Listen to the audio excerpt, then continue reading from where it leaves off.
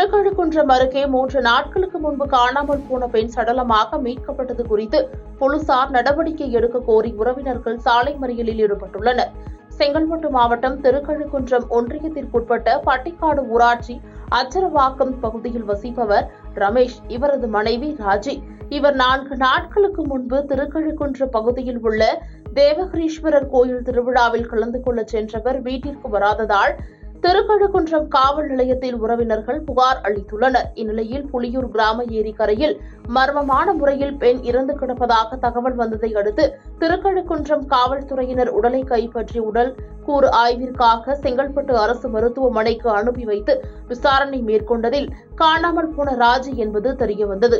இதையடுத்து குற்றவாளிகளை போலீசார் கைது செய்ய கோரியும் அவரது உறவினர்கள் கொத்திமங்கலம் 4 வழி சாலையில் 100க்கும் மேற்பட்டோர் சாலை மறியலில் ஈடுபட்டனர்.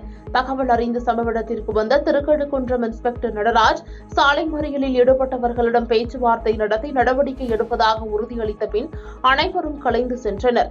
இதனால் போக்குவரத்து பாதிக்கப்பட்டது. பாதகம் செய்பவரை கண்டால் நாம் பயங்கொள்ளலாகாது பாப்பா, மோதி மிதித்து விடு பாப்பா, அவர் முகத்தில் உமிழ்ந்து விடு பாப்பா. அண்மை செய்திகளை உடனுக்குடன் தெரிந்து கொள்ள இணைந்திருங்கள் இயம்நாடு தொலைக்காட்சியுடன்.